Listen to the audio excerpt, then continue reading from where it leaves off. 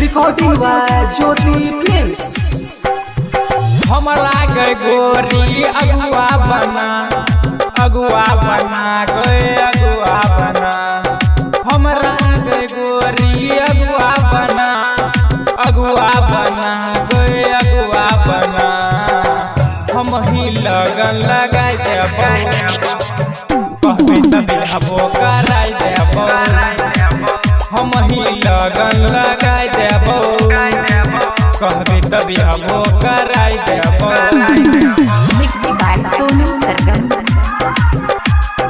DJ Manish Raxaul.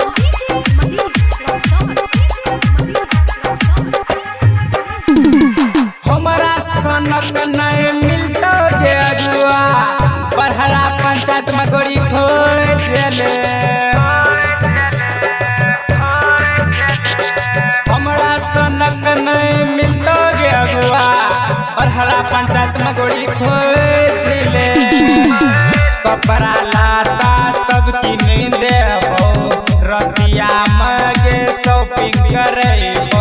आवे न हमर जियरा चूरा गए जियरा चूरा। हम ही लगन लगाई देबो कहबे तबे हबो कराई देबो।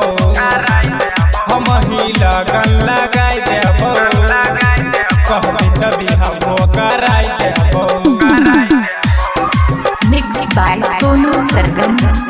डीजे मनीष रक्सौल।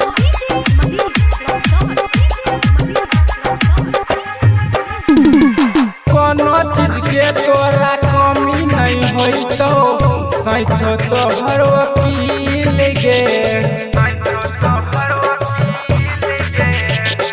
कोनो चीज के तोहरा कमी नहीं होई तो सैठो तोहर वकील गे। कहे तो मुर्शिद सुना के गोरी अजब गजब के लागे छो जोरी। मम्मी पापा के तू हे मना गए तू हे मना। हम ही लगन लगाई देबो कहबे तबे हबो कराई देबो।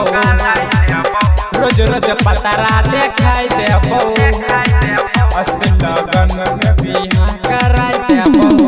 हमरा गए गोरी अगुआ बना गए अगुआ बना। हम ही लगन लगाई देबो।